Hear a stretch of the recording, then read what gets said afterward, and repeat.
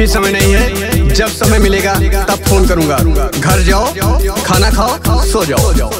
Mummy daddy से शादी वाली बात कब करोगे?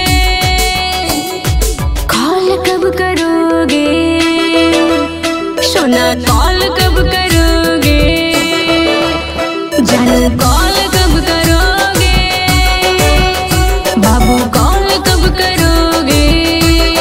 बोलो ना।